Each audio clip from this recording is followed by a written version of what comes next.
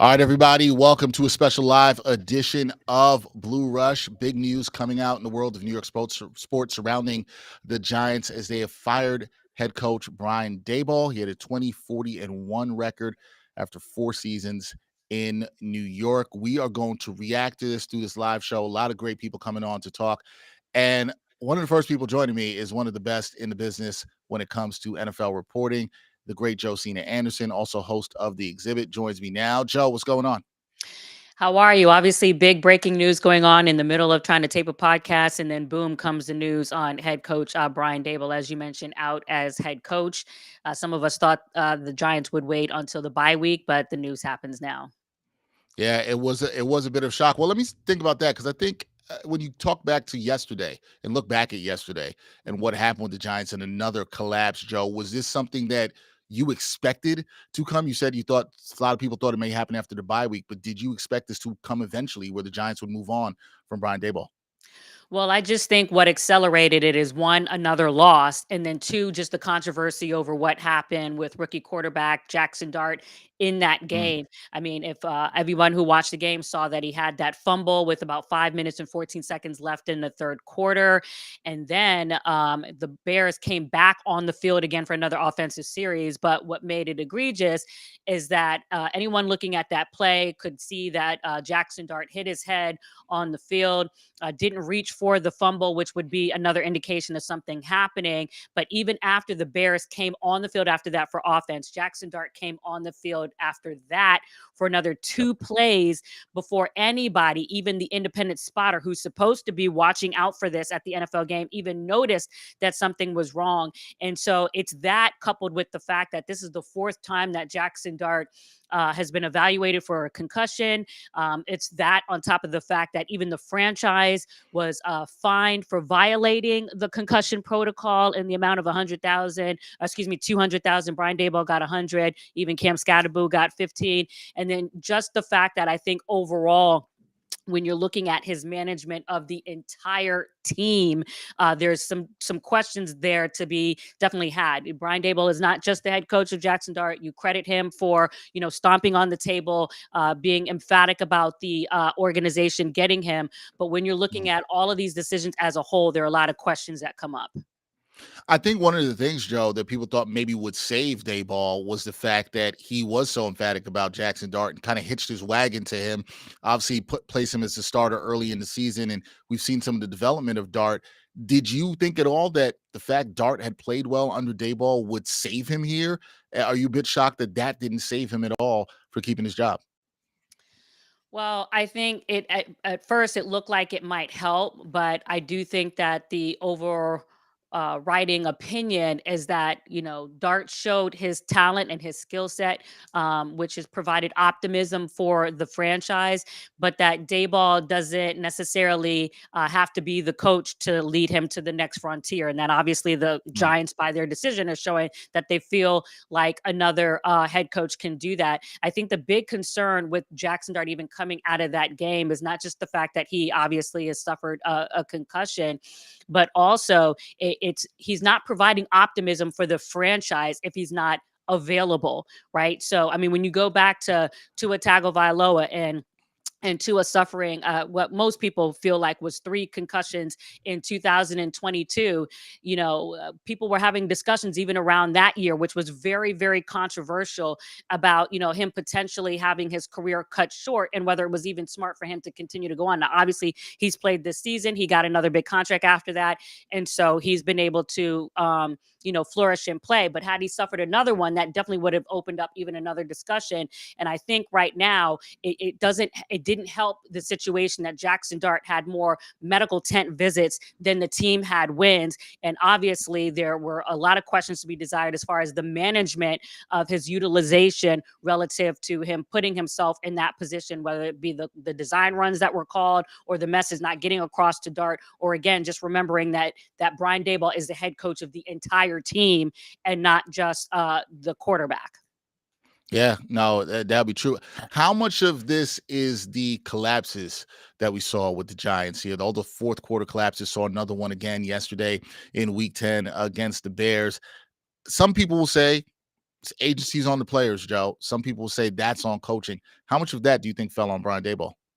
Well, it certainly doesn't help, right? When you have, fourth quarter collapses like that and big leads, it definitely will make, ownership and people in the building feel like, these are wins that the team should have had.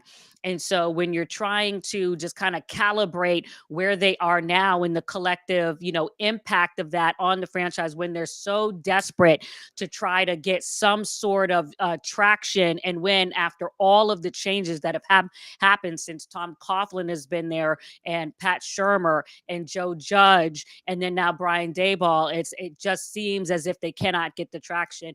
And obviously, as of right now, the team also making the decision to leave General Manager Joe Shane in his position. Mm. We'll see if that remains to be the decision at the end of the season. But we are reporting that Mike Kafka, the offensive coordinator, has been named interim head coach for right now, and we will see, because this is what I was texting about, but right before we came on, if Kafka, in addressing the whole team, is going to announce that there are any other changes on the defensive side of the ball, which some people feel like there should be. What are you hearing about Kafka obviously being named the interim coach? Not saying that the Giants are going to commit to him, but is he going to get a fair look for a chance to be head coach in this league and to maybe take on this Giants job? Yeah, he has a very prominent agent, and he obviously is a coach and has his own offensive prowess in his own right. He's had looks at head coach as far as the coaching carousel and the vacancies that have come up in the last few years. He's has had a number of interviews, so you expect him to get a shot, particularly when you're named interim of the organization that you're working for. There's some people, I literally just talked to someone in the building who feels like Antonio Pierce should get a shot. Obviously, Antonio Mm. Pierce is a former linebacker for the team. I know Antonio Pierce would be interested in the job because he said so to me himself when I was there covering the Chiefs and Giants game. And it's well known that he wants to get back and be a head coach. But there will be a lot of people vying, for this job. The Giants vacancy is a plum job. It's a blue chip organization, definitely trying to return to its lore. And obviously, with the firing of head coach Brian Daboll, the organization felt like it needed to return to the standards that they're trying to hold. Well, that's the thing, Joe, and you know this, doing this a long time, right? Teams always trying to return to the standard. When you have one kind of coach, usually try to go to a different kind of coach the next time you do it. What kind of coach do you think the Giants will be looking for that is different from Brian Daboll? Well, I think one of the things that you hear, or it's been said about Brian Daboll, really is just again, obviously he knows offense, and obviously we know the job that he did with Josh Allen, and he's going to know a lot more about offense and football than most of us even talking about it. So you give him that due, and obviously this is a difficult day for him and his family, and you never wish to see anybody losing their job. That being said, the organization has made their decision. And I think, some of the criticisms that I've heard, people talk about is just, the management of his emotions and the management of how he, just comports himself when he is obviously under duress for his job. And, and trying to survive. And when you look back at last season and you just see some of the interactions with, players on the sideline, or his reaction, when a call is not going his way, it does raise, I think, legitimate questions about, how much he's having his wits about him in those moments, particularly when you see, big leads go away Mhm. that should not have gone away as well. And then when I also think back to the Daniel Jones, starting quarterback from last year. I mean, everybody thinks of Daniel Jones as just kind of a mild mannered, just very polite individual. And when you think back to that interaction that Brian Daboll and Daniel Jones had on the sidelines of one of those games with the iPad or something getting flipped, and Daniel Yeah. Jones is kind of looking up and having that look. That is not Daniel Jones. And so that to me just spoke volumes about where that relationship was at the time, or whether it's an interaction, with Tyrod Taylor or what have you. So I think all of those things, go into the pot. But I do want to say something that I do think is a positive, for Brian. I think going back to last year and some of the criticism that I was seeing, I do think I felt like entering this season, he recognized that. And I saw some differences in how he was addressing the media and talking, to people. And I felt like that was his internal conscious of, okay, I need to, make some changes. I think where the train got off the track was just the handling of this quarterback competition. I was very vocal about it in the preseason and in the offseason, saying I didn't think, in my opinion, that it was a legitimate competition. It was obvious that he was trying to, push Dart. And I'm not saying that Dart shouldn't have ended up as the starter or wouldn't eventually do that. But as someone who covers sports, as someone who has been a D1 athlete, participated in sports, I think, and I would like to think, even as a journalist, that you want to see legitimate competitions happening. And even to that end, that's why there are legitimate questions now as to why you haven't even seen Jameis Winston come in at this point. Or Yeah, should he come in, especially if Jackson Dart continues to, be under the concussion protocol by the next game? right. That is a legitimate question here. I think the other thing too, Joe, when you look at this, is timing. This is after week 10, right? The Giants are clearly in rebuild mode and trying to do this under Jackson Dart. What does this do for a franchise when you fire the coach at this time and you make Mike Kafka the interim head coach? Is it just so you can get a look at somebody different? Is it that the players are growing tired of him in the locker room and needed to get him out the building? What does firing a coach at this point in the season really do for a franchise? Well, the primary reason why you're doing this is because you're obviously making a statement on the play and the results first and foremost. But the second biggest reason is because it gives the Giants a head start in their search for a new coach in competition with all the other vacancies that are getting Right. ready to happen. So that's one of the reasons why you do that. It's one of the reasons why. Quite frankly, I knew that there were going to be changes in Miami relative to the front office because it was already leaking out that certain, calls were happening. So, and that's how people like me find out about it. So, you want to get ahead of the, competition relative to the person that is going to be replacing the person that was there before. And but I think one of the reasons why they were trying to delay is because the inconsistency that it just kind of presents around Jackson Dart, right? If you can and you have your druthers, you would rather him not have to go through another signal caller and another change. But obviously, from the standpoint of just looking at the entire team and where things were headed, with all of the talent that was there, this is the decision that was made.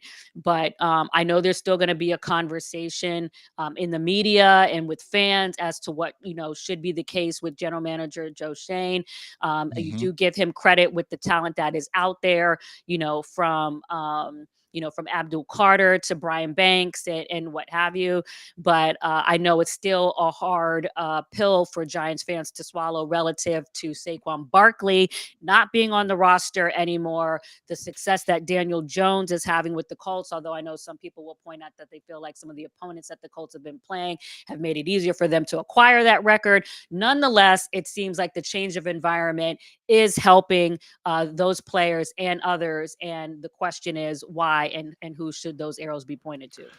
Well, that's the thing too, Joe. Right? The seats got to be getting hot for Joe Shane, and you talked about some of the talent that he has acquired, but then Giants fans are also going to look at this defense, which has blown leads in multiple games. There's 4 games that come to mind for people this season. The Denver game is going to be a sore spot. Has Joe Shane done enough, in your opinion, to keep his job past this season? I think it definitely deserves a lot of questions and a hard talk with ownership. I think one of the biggest things that's not going to be in Joe Shane's favor is the fact that usually when a new head coach comes in, especially one worth his salt, they typically want to come in as a tandem and have a relationship that they're comfortable with and even accepting the job. So that's not going to help in these conversations that are probably already happening, behind the scenes and will accelerate as a result result of this. Um, again, I do think that there is a lot of talent that is there on the field. But at the same time, I think that there are some legitimate questions as to what decisions in the past have been made that maybe have been in panic mode or emotion mode. I mean, I did write about the whole thing with Russell Wilson before the season. I did not think that it was necessary to have all three of those quarterbacks on the roster if the idea was going to be that you were going to end up with Dart anyways. And when you look at the fact that you have Jameis Winston on a 2-year contract at $4 million per, and you have another $10.5 million for Russell Wilson on a 1-year deal, those are things that don't, help. And then particularly when someone like Saquon was asking and asking and asking for an extension, the organization made the decision to give the extension to Daniel Jones. I think at that point, Saquon Barkley got a 1-year deal for like 10.1 that could accelerate to 11 million on a 1-year deal for him to then go and get the 20 million deal or whatever from the Eagles and win a Super Bowl. And it's not just that. I mean, you hear people like Joe Banner, pounding the pavement of as far as from a GM's perspective of things that he feels like Joe Shane has done, the offensive line and questions like that. But again, that's not up to me. I will say my answer to that. I do feel like there's a legitimate conversation to be had with ownership as to whether that's the case. And I do feel like when a new head coach coming in and wanting, their own person to come up with is not going to help Joe. Yeah, there's going to be a lot of conversations, a lot of questions surrounding the Giants and their firing of Brian Daboll. That is Josina Anderson. Check her out, hosting The Exhibit, doing a great job covering the NFL. Joe, I know you're very busy. I know you were working the phones. I appreciate the time, sister, and coming on with me live real. So you got the 2 phones in your hand. I thought you had 3. Almost thought you might have had 3. I may have a few more, but it's just for y'all's purposes, it's 2. No, I appreciate you so much on short notice coming on, and I'll talk to you soon, okay? All right. Thank y'all. Have a good show.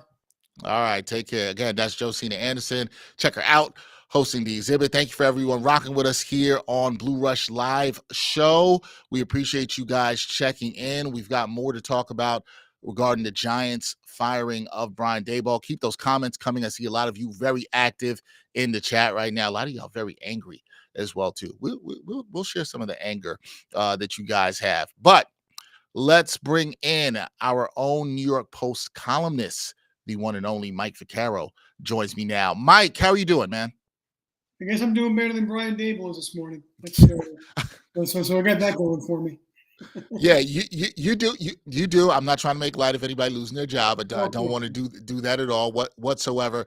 But you know what, Mike? These conversations are always tough because I was actually going to have a conversation today about our fellow colleague, Mark Cannizzaro, wrote a column about it was time to move on from Brian Daboll, and then the Giants move on from Brian Daboll. Where were you before this decision? Did you feel like it was time for the Giants to move on from him? No, we know who holds all the power in New York, and it's Mark Cannizzaro. No question about it. Look, I felt that after the Denver game that he was kind of a fired coach walking. It just didn't seem like that's the kind of game you recover from. And even if you just look like the Giants, I mean, John McVay never recovered from the famous fumble game, the Herm Edwards miracle of the Meadowlands, and Jim Fossil never recovered from blowing an enormous playoff game lead to the Niners. Once it gets onto a certain track in pro sports, it generally goes only one way, and so that's what I wrote when it happened, and that's kind of how I felt all along. You always, as long as you're coaching, you always certainly hope and believe. You're always going to believe in the winning streak and the power of the winning streak. And so if they could have gotten together a 5 or 6 game streak here and somehow finished the season with a respectable record, he'd certainly have built a case for himself. But gosh, the last couple of weeks, it was clear that wasn't going to happen. And right now, it's hard to envision the current losing streak ending anytime soon because the real teeth of the schedule is kind of upon them. Yeah, it's tough. How much did you think his handling of Jackson Dart affected the situation here? I just had Josina Anderson on. She talked a little bit about that, and we saw what happened with Dart yesterday, obviously with the fumble and then being evaluated for the concussion. How much of his handling of Jackson Dart, or affected him in this way, or is this more on players? Jackson Dart has to be smarter with, taking care of his body and also the ball. But do you put that on Brian Daboll as well too?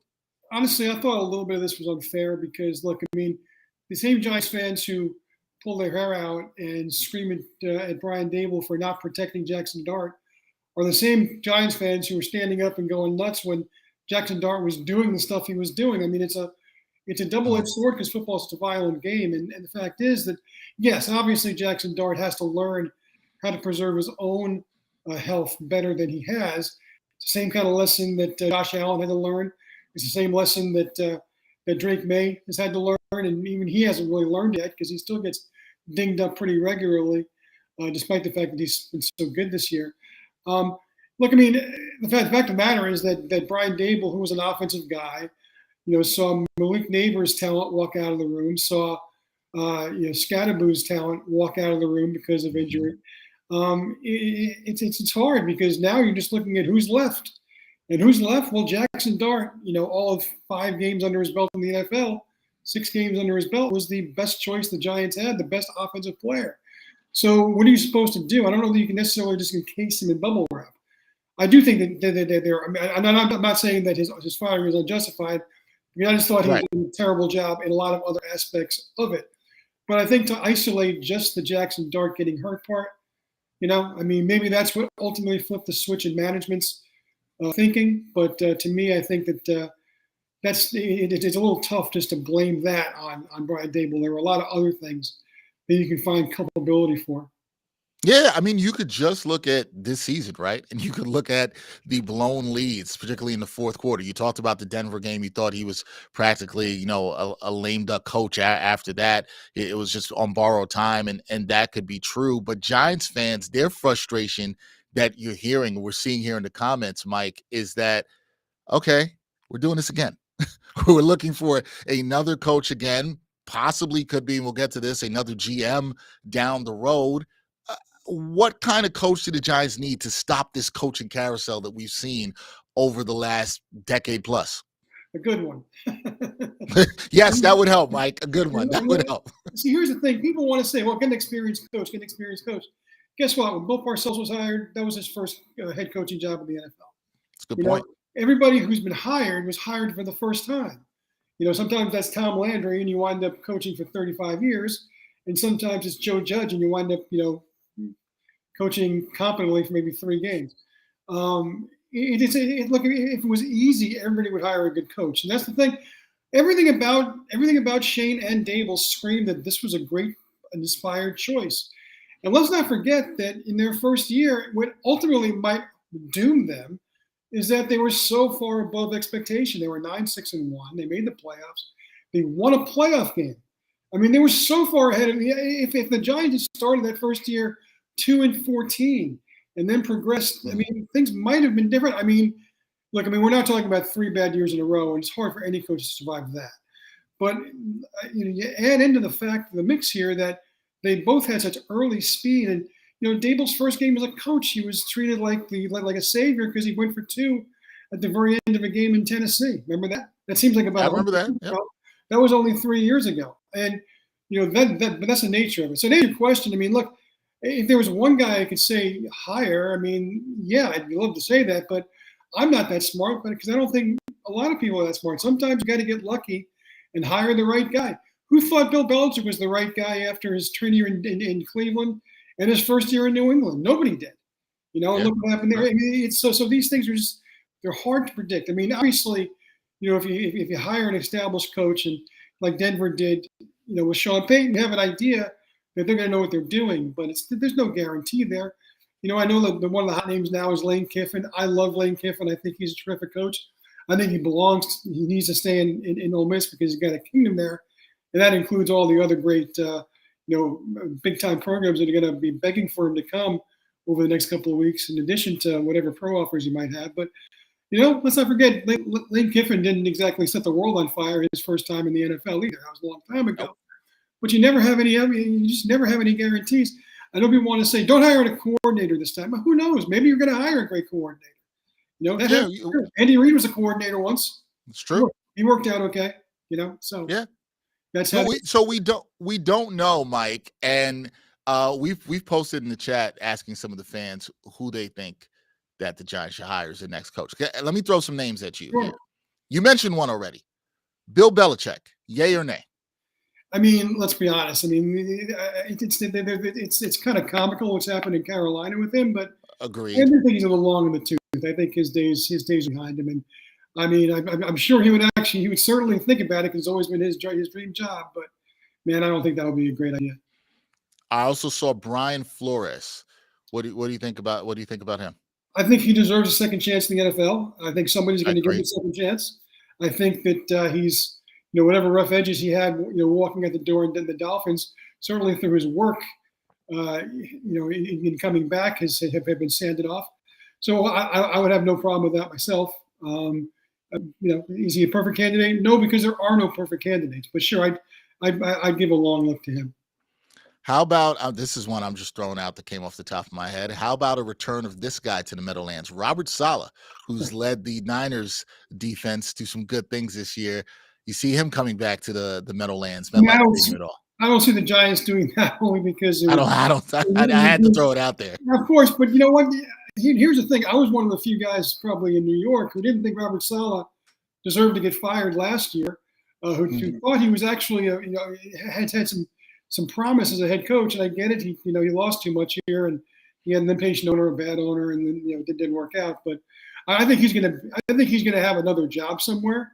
I don't think even he would probably want to try to test the waters in New York again. I just think it's there are other jobs out there that might be a better fit for him in a lot of different ways. But I wouldn't dismiss it out of hand, but I just don't think that would be something that happens. You don't think that would be a good fit? And it's funny, somebody put in the chat, and I actually forgot about this. It is a fantastic point. Brian Flores did have a lawsuit against the Giants, so I don't think that'll be happening. That won't be happening at all. I actually forgot about that. Details. Yes, details matters. Thank you, Novell Marcelo, who pointed out in the chat. That is good. Like Brian Flores as a coach, don't think that'll be happening. Right. Another thing that we're seeing fans react to, Mike, is that a lot of fans are saying when they look at the collapses that happened with the Giants, yes, Brian Daboll, you could say now is a scapegoat, but there's been a lot of heat for Shane Bowen too. Should he have survived this as well, the way the defense has played for the Giants? I mean, sure, it'd be easy to fire him too. I mean, I think obviously his days here are numbered. After a while, you got to keep a few people in the building to coach the team. You're already going to have a new offensive coordinator next week, I would assume. Unless Kafka decides to do burst jobs, I guess he could do that also. But look, I mean, it's not as easy as just flipping a switch because whoever you would elevate to coach has been working under the current defensive coordinator. So who's to say they would be any better? And it just becomes a crapshoot at that point. Even with Daboll, I mean, there's nothing really to be gained by firing him now, other than to satisfy some angry fans and throw some red meat at the crowd. And and I get the value of that. I understand why they did it. It's certainly quiet distraction that would have been in place for the rest of the season if Daboll had stayed. But there's no real practical reason to. I mean, we're not looking at Kafka to come in and all of a sudden lead a 6-game winning streak here. I don't think. Not unless we're looking at it reasonably. So yeah, right. I mean, I suppose you could also fire the defensive coordinator, but I mean, I just don't know that there's a lot of point to at this point. I mean, that toothpaste is out of the tube right now. I would agree with that, but okay, Brian Daboll's out, Mike. The seat has to be getting hotter if it's not already fire around it for Joe Schoen. And I asked Josina this when she was on. Has Joe Schoen done enough in your eyes to keep his job, especially he was attached at the hip with Brian Daboll? Has he done enough to stay here in terms of the talent he's brought into the New York Giants? Here's the thing, and I think people might dismiss this as a reason. But look, I mean, you talked earlier about the fact that Giant fans are all saying we're doing this again. We have to hire a coach again. And look, we know that the Mara family, for as long as they've owned the team, and that's only been since, let me check my watch, 1925, has always tried to be, err on the side of stability, and it kills them to keep going back and back and back to the well. And I think that if you fire both these guys, you're just completely, dynamiting it all over again. And look, I don't know heart of hearts what John Mara thinks about the job that Shane has done. You could certainly build a case on either side of fire him or keep him. I think it probably bodes well that whoever's idea it was, he did, make the maneuvers necessary to get Jackson Dart here, which I think everyone would agree is a nice building block toward making things happen. Has he been perfect with his draft picks? Of course not. Is the Saquon thing going to haunt him for the rest of his career until he wins a Super Bowl? Probably will. Would I be upset, angry, surprised if he was fired? I wouldn't be. I'll say this: I don't think that he necessarily has to be. And and just knowing the way the Giant ownership generally is in these things, I think that they would love to find a way to build a case to keep him, to let him hire another coach, and then of course then he sinks or swims with whatever that coach does. And obviously, you were right about that. And the Giants, they like to have stability, and I agree with you. It has been probably killing the Mara family that they've had to have all these changes here. I mean, I get it. There were all these stories about how John Mara wanted to fire Brian Daboll off the plane against the Denver game. But look, I mean, I know John Mara for 30 years, and I've sat near him at football games. He's as crazy and passionate a fan as any of us are. So, of course, every fan wanted Daboll fired that day. And sometimes he has to be reminded of what the better angels of his nature are, which is probably, if that story is true, that's the reason why I think it didn't happen when it happened. And I'm sure he really didn't want to fire him today. I know John Mara. I know that he was living and dying with that game yesterday, even if it was only the difference between being 2-8 and 3-7. He wanted to win that game, and he would have loved to have seen Brian Daboll figure it out here. This was not something he wanted to do, and I'm sure it was something he just felt like he had to do. Yeah, well, then here's the thing. And I saw somebody in the chat who addressed me, said, Mr. Henry, you and I know the Giants will screw the next head coach pickup. Now, to the point you made before, Mike, we don't know, but I do understand where this person's coming from, right? Like, I do understand the fact that they don't have a lot of faith in what they've seen in terms of the Giants hiring the next coach as a fan. Can you give the fans any hope? Is there any reason they should have faith that the Giants will get the next head coach right? Look, and I tell this to young students who are looking for their first job, are upset because they keep getting rejection notices, and I say, look, the odds may seem stacked against you, but they're actually great because all you need is one. All you need is one guy to offer you a job, and suddenly you're in your chosen line of work. And it's the same thing with this, honestly. I mean, the Patriots were a joke of a franchise for 50 years. And all of a sudden, one day, they hired the right guy, and look what's happened since. And you can say that again, that they were a joke this time last year. They hired the right coach, and look what happened. I mean, this is after, immediately after hiring the absolute wrong coach. I mean, it takes one time, and that's all it takes is actually hiring the right guy. I don't think anybody among the Giants fans was doing a huge dance when Tom Coughlin was hired. I mean, he seemed like a stern, unhappy martinet of a guy who had won a little bit in Jacksonville and Boston College, but there's no guarantee. And now they swear by him. Now, I mean, if you could put him in a time machine and bring back 60-year-old Tom Coughlin, every Giants fan would sign up for that. So that's what I would say. It's like, they've gotten it wrong a lot, and they'll admit they've gotten it wrong a lot. But all it takes is one time getting it right, and all of a sudden you forget it. I mean, think about what a joke the Giants were until George Young came on board. And just that endless string of awful teams. You think the Giants are bad now? Be a Giants fan in 1973. And yet George Young showed up one day, 6 years later, they were champions. So yeah, it can happen. It will happen eventually. You just want to hope. I mean, without sounding too dire, you hope it happens in your lifetime because maybe sometimes it doesn't. Yeah, sometimes it doesn't. Sometimes you don't get to see your team win. We're not all guaranteed to see the teams we root for win. You talked about timing of this, Mike, and I've found that very interesting too. And I'd also brought that up to Josina because I'm like, what's the value of doing this now? That's something I always question about when you fire coaches. But what I will say is, do you think in any way that this could light a fire under the players? Will they be rejuvenated by Mike Kafka, or maybe feel some sort of responsibility that they let Brian Daboll down? Does this affect the players in any way, in your opinion? Well, it didn't really work for the Jets last year. It did not. It did not. And I think it's overrated to just blame everything on coaches. So I think this is a bad team right And I think Brian Daboll was one of the reasons they were a bad team. I think a very soft defense is an underachieving defense is one of the reasons. I think lack of talent and offense is one of the reasons. So all of these reasons conspire to make them a bad team. So if you're a bad team at 2-8, you'll probably be a bad team at 4-13 or whatever it is that they wind up finishing. Yeah.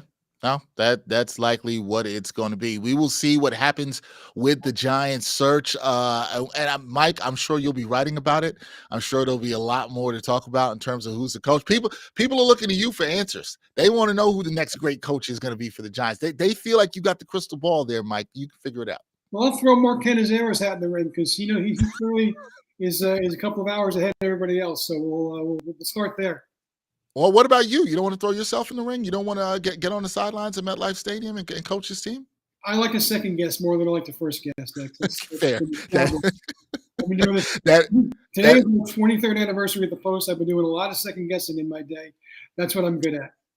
That is fair enough. You got to know what you're good at and where you can fit in for sure. Everybody, that is Mike Vaccaro, a great sports columnist here at the New York Post. Mike, I appreciate you giving me some time here to talk about this firing of Brian Daboll and what's next for the Giants. And we will talk soon, my friend. Sounds good, Dex. Thank you. No problem. Everybody, again, check out Mike Vaccaro. I'm sure he'll have a great column on this soon at some point. We do have one more guest that is scheduled to join us, but please let us know what you think in the comments about this right now with the Giants firing of Brian Daboll. A lot of you have shown you're not happy about this. Some of you want Shane Bowen gone. Some of you want drastic changes. Some of you have an idea of what coach you want. This is going to be a process for sure. And look, Josina's right. The team does get the chance to get an early look on some candidates, reach out to some folks, maybe take a look at Mike Kafka.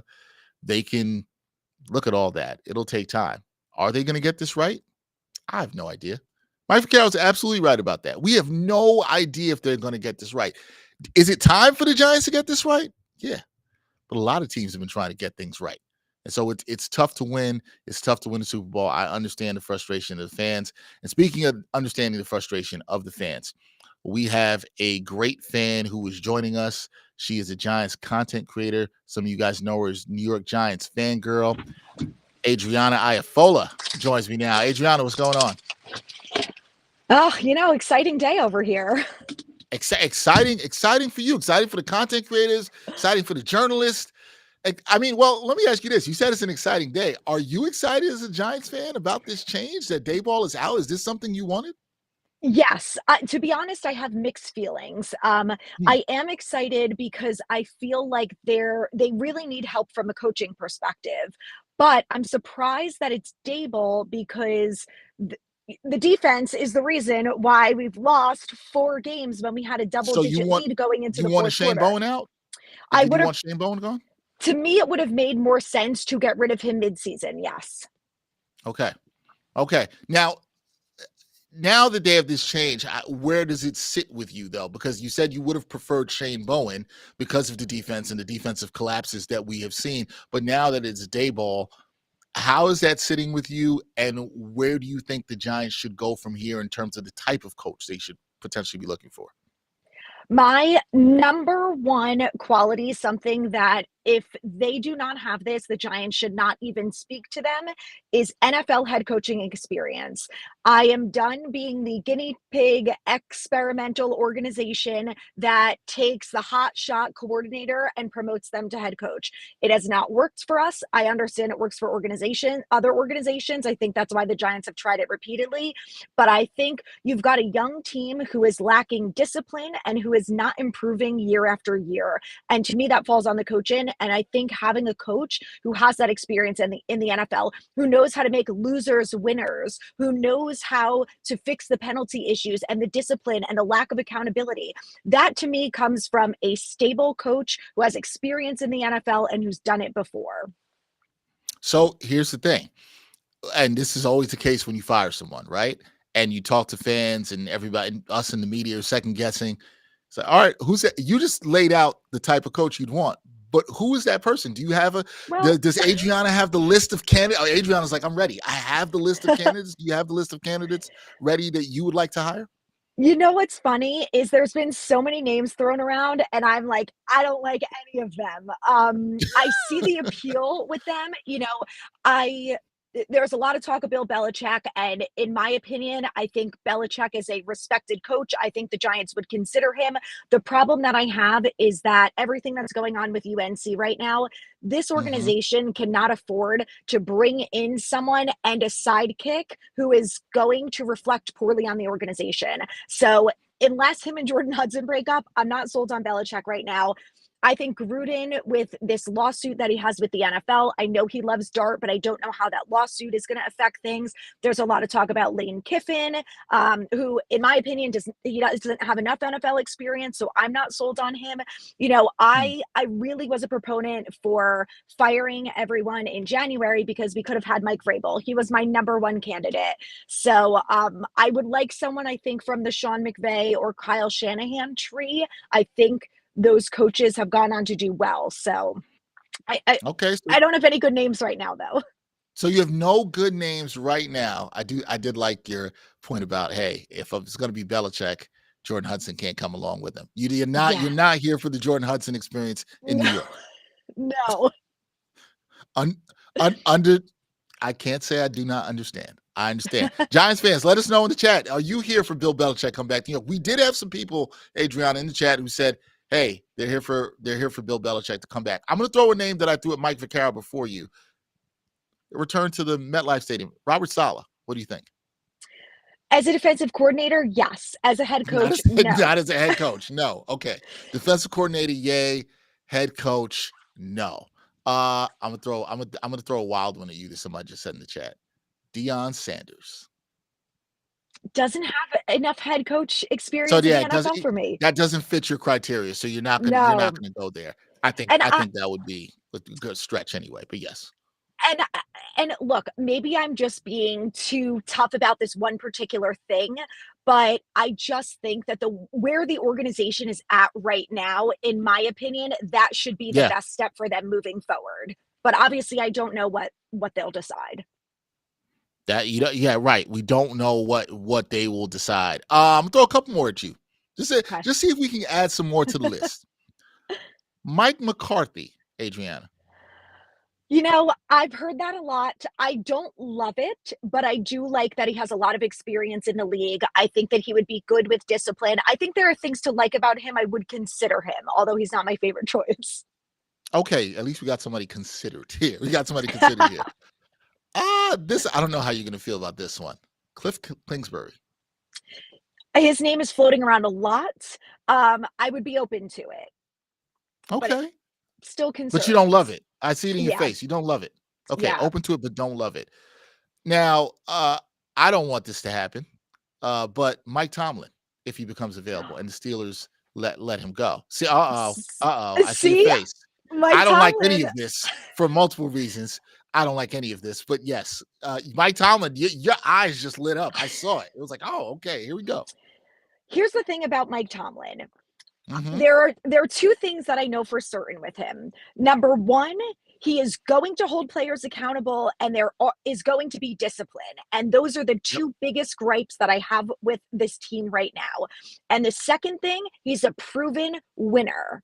I know that there's going to be complaints. He can't take team to the next level. Oh, the Steelers go 9-7 every year.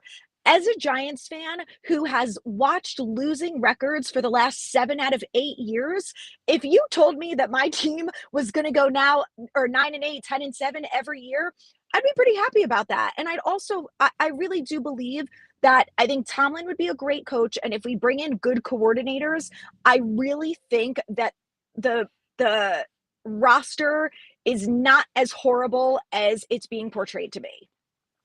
Okay. See, I mean, you need to say this louder to some Steelers fans so they can appreciate Mike Tomlin the Yeah, way he's try done. being a Giants fan. That's another story for another day. I mean, you could also be a Jets fan, and that might be a little worse. But that's also another story Yes. for another day. Joe Brady. Okay, I've heard this name around there too. And from what I understand, he's only been an offensive coordinator. Correct me if I'm wrong, and he has Correct. head coaching No head coaching. experience. No head coaching experience. Yeah. It's going to be Daboll 2.0. No. So no Daboll, no Daboll 2.0. John Gruden, who also had on the short list here, you said your concerns obviously with his lawsuit with the NFL, and nobody knows if that's going to get resolved anytime soon. Okay, so when we look at this, we've gone through some candidates, and Mike Tomlin. I see Mike Tomlin now is at the top of your list. But are you confident that the Giants can get this right with the next head coach, particularly with what you said you've seen over the last 7 years? We could really talk about a decade here when we're talking about this, Adriana, but are you confident that the Giants can get this done and get this right? Because I think that's the biggest question for the fan base right now. Yeah, and it's a tough one because you can look back at history over the last couple of years and say, well, why should I have any faith that they're going to get it right this time? And Yeah. I don't think they've made enough changes to prove to me, a silly fan, that they will get it right. There's been a lot of conversation over the last week, specifically, of some people in the building who have been here for the last 10 years and essentially have been here through the worst losses and the worst head coaches and bad players and bad decisions and things like that. Like, the player of director personnel and some Mara family members. So I know there's a lot of concerns about nepotism. While I don't defend the nepotism aspect of that, it's the NFL and it happens everywhere. There's a reason that Nepo baby is a term, but I think you also have to look at things with a clear eye. So the number one thing that the Giants could do that would make me feel like they are taking this seriously and they're going to get it right is by hiring someone from the outside who can come in and do an audit of the organization, maybe like a director of football operations, and say, this is what you guys are missing and this is what you need to do. And if they hired someone like that, I would have full confidence that we're headed in the right direction. Okay, so you want somebody to thoroughly look through the whole organization. Now, this brings us to Joe Schoen, okay? And I got some news for you on Joe Schoen. I don't know if this is going to make you happy or it's going to make the fans happy or not. But Joe Schoen will, as this is according to John Mara, he will lead the search for a new head coach. Ian Rappaport has just reported this. He will remain in his position as general manager, will lead the search for a new head coach. Joe Mara said this, and I'm going to read you this quote here, Adriana. We feel like Joe has assembled a good young nucleus of talent, and we look forward to its development. Unfortunately, the results over the past 3 years have not been what any of us want. We take full responsibility for those results and look forward to the kind of success our fans expect. How do you react to the news that Joe Schoen will lead the search for the next head coach, despite your lack of confidence in it? And also, do you think that is the right move for the Giants here to pair Joe Schoen with whoever will be the next head coach of the franchise? I'm not surprised because I kind of figured that they were going to do that. And I think that's why there's been articles and different things. It happened last year and it's happened this year so far, basically to prepare the fan base that we'll fire the coaching staff, but we're keeping the GM. In my opinion, it's not the right move. I don't like the idea of forcing a head coach onto a GM. And I think with Daboll and Schoen, it was, okay, well, they have experience, they've worked together, they have a good relationship, they're coming in at the same time. And while I don't think you have to say, well, if they don't get along anymore, then you have to fire them both, I think it's more of the fact that, we've seen different versions of Joe Schoen. And I think if you watch Hard Knocks, and I don't know how other GMs or other people in the league feel about him, but I think he rubbed some people the wrong way with what we saw on Hard Knocks. And that's what concerns me, that you could say, well, they have Jackson Dart, Malik Neighbors, and Dexter Lawrence, and yada, yada, and they have this talent. And, they just need a good coach, and that will be enough to bring in a good head coach. But they're still going to have to work very closely with Joe Schoen. And I think there have been a lot of bad roster decisions that have gone on in this organization since Joe Schoen has been GM. And we can talk about one as easily as the fact that they repeatedly tell us over and over that they play players based on their talent and abilities, not where they were drafted or how much money they make. But that's not true, because Russell Wilson is quarterback 2 of this team. And we have seen when he has come into the game that the head coach doesn't let him throw the ball, which was exactly Yeah, what I've seen happened that. with Tommy DeVito a couple years ago. And the one thing I want to see Kafka do is make Jameis Winston quarterback one, because I know we're not seeing Jackson Dart on Sunday. And it's decisions like that. It's the fact that last week, Lil Jordan Humphrey, who spent all summer practicing with Jackson Dart and they had a great rapport, you instead elevate Ray McLeod, who came out of nowhere and has barely practiced with them. Gunnar Olszewski is stepping in as your wide receiver instead of Amir Smith-Marset, who got a ton of snaps this whole summer with Jackson Dart and Jameis Winston. It's things like that. It's keeping Evan Neal on this football team when he's useless and inactive 9 out of 10 weeks. Jalen Hyatt is active on Sunday, doesn't play a single snap. But they traded up for him, so he has to stay here. So I don't like a lot of the roster moves that have been made. So you haven't liked a lot of the roster moves with Shane, and I glean from you saying all that, Adriana, that if you had it your way, right, and you were John Mara, you would have given Joe Shane the boot today as well too, or at least at the end of the season. You would have just gone cleaned house and went in a completely new GM and new coach, correct? Yes. The reason why is because I like Brandon Brown, who's the assistant GM. But the biggest question that I have about Brandon Brown, because he has reiterated some of the same sentiment as Joe Shane, is would he make any roster moves differently throughout the season? And that's what I would want to know if he was promoted to GM for the next 7 weeks. Would we see a little Jordan Humphrey elevation? Would we see Evan Neal cut? Would Jalen Hyatt have been traded? Would Tay Banks have been traded? Because it was reported that the Colts reached out to the Giants about Tay Banks, and he's still on this roster, and he's not a very good football player for the Giants. So that's what I would wonder is, would anything change if Brandon Brown was the GM for the rest of the season? Yeah, it's interesting because even when I was talking to Mike Vaccaro before you, we know that the Giants have always wanted stability, right? They don't really want to be making all these changes to coaches or with the GM. And I thought maybe, just maybe, John Mara might say, all right, we're going to wait this out. The seat's a little bit hot for Joe Shane.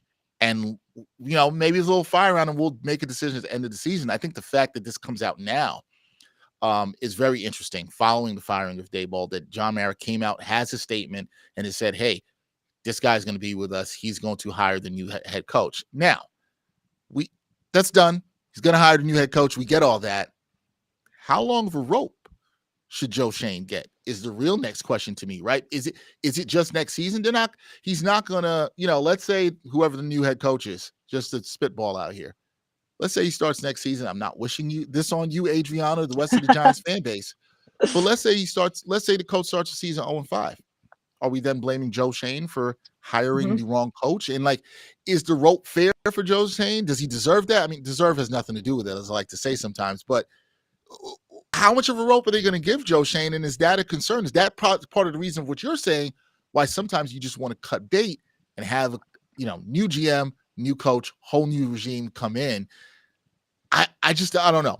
It's not really a question. I'm kind of trying to figure this out loud.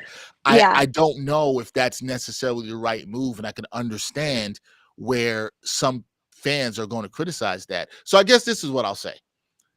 And to ask you as a question of what you think as a fan, what do you think you need to see from Joe Shane in the next, I don't even want to say the year, just through the offseason? Let's just go through that. Through the offseason. So go through the offseason towards the NFL draft, where he absolutely needs to hit again. But what do you need to see from him for you to say, okay, the seat's no longer hot for Mr. Joe Shane? That's a good question because, like you said, the draft and free agency are going to be really important.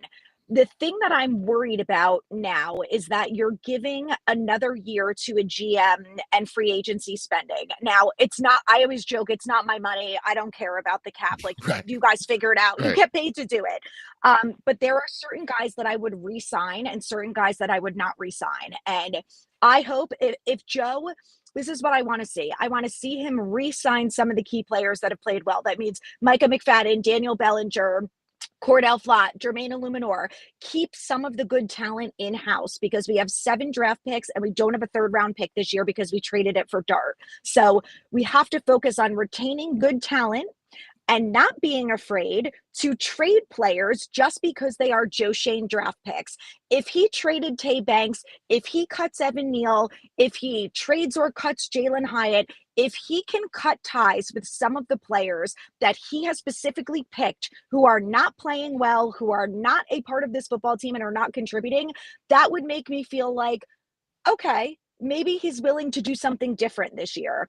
And I've said that I think he's learned a little bit from his mistakes. He learned that not re-signing Xavier McKinney was a problem. And he learned it the hard way because then he had to go sign Javon Hollins and he had to draft Tyler Nubin. So, I think he's learned in some respects, but to me, that would be really important. Like, okay, he's not just saying, well, this is my guy, I drafted him, we have to keep him.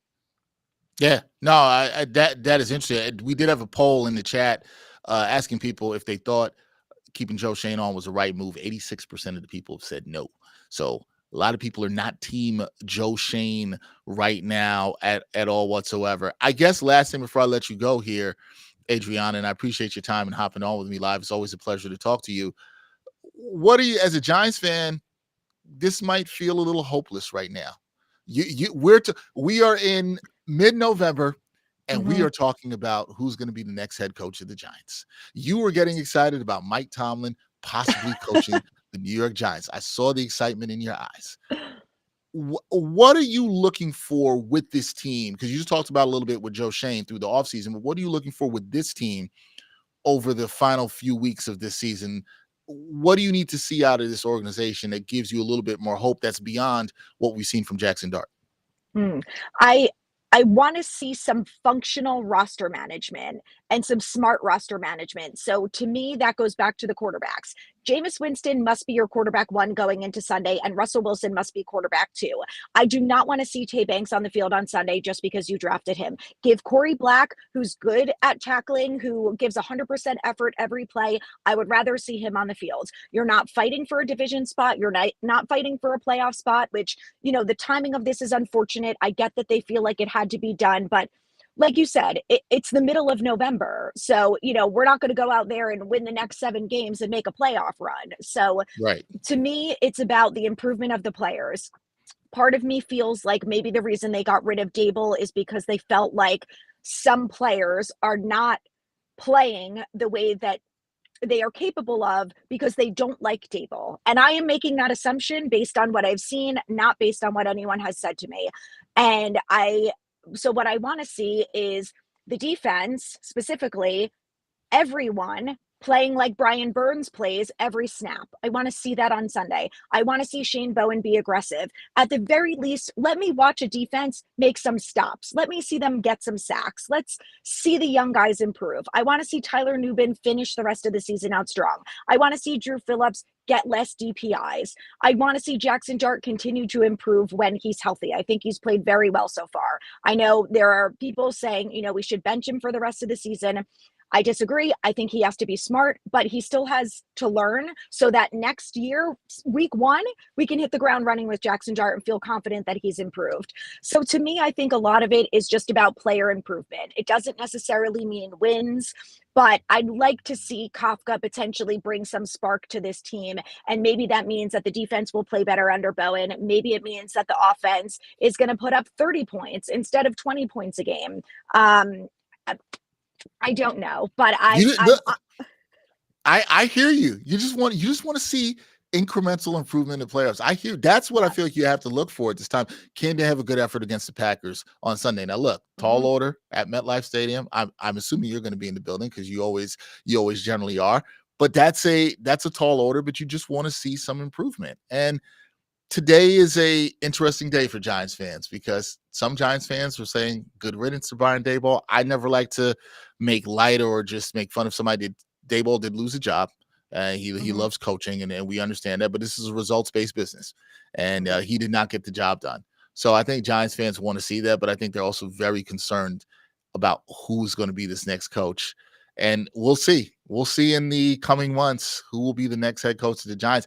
I'll be texting you. I want to know if the list gets better, Adriana, for you. If you've broadened your list a little bit more, or you just have Mike Tomlin at the top, which I don't like. I don't like that. If you know, you know. I don't like that. Adriana, go ahead. Any last words? Anything you want to say? Come January, I think I'm going to have a better list. To me, it's still too early because we don't know who's going to be fired. Is there a potential for a trade to happen from a coaching perspective? Every year no one knows what's going to happen. I thought Daboll and Shane were going to get the boot in January. I was all in on Mike Vrabel, couldn't wait, and then that happened. So you never know who could be available come January. So I'm going to wait to see then, and then hopefully I'll have a longer list. Yes, that's true. I'm sure we will talk before then, but I appreciate you. I know you had a busy day. Thank you for hopping on and talking with me. That is Adriana Iafallo, also known as New York Giants fan girl. Check her out there. Adrian, thank you. Appreciate you so much for joining me here today on this Blue Rush Live as the Giants fire Brian Daboll. We thank you to everybody rocking in with us in the chat. A lot of you were watching through this whole thing. Some really good comments by you guys, although some of you guys are really mean, saying Brian Daboll could go coach on Madden. That's rough, man. That's really rough. But listen, understand the frustration from the fans. I do understand the frustration for the fans. We are passionate New York sports fans. We want to see our teams win. We want there to be accountability. I thought a little bit of what Adriana talked about there was important with the accountability that she's asking for, wants to see out of this organization. I don't think that's ever too much to ask for out of any organization, especially with the ticket prices and what fans pay to go to see these games and how they support the team. But we will see. Some of you guys want an offensive-minded coach. Some of you may want a more defensive-minded coach. The list of coaches and candidates is absolutely going to expand. I'm sure there'll be a lot more reporting around that. But we will keep the conversation going here on the New York Post with Blue Rush. It was a great job to fill in for my guy Brandon London here today on this live. We appreciate everybody, as I said once again, rocking with us, watching, keeping those comments coming in. So please let us know what you think. Who would you like to see as the Giants' next head coach? Did you like the move of firing Brian Daboll? Did you like the move that Joe Shane is going to stay on as the general manager and will hire the next coach? Do you agree with any of that? Do you agree with none of it? I don't know. Let us know your thoughts. Who do you think should be the next coach? All that good stuff. We're going to sign off here on Blue Rush. We will catch you next time, and we stay tuned to the New York Post Sports to find out your latest news with the Giants on Blue Rush. I'm Dexter Henry. Catch y'all next time. Peace.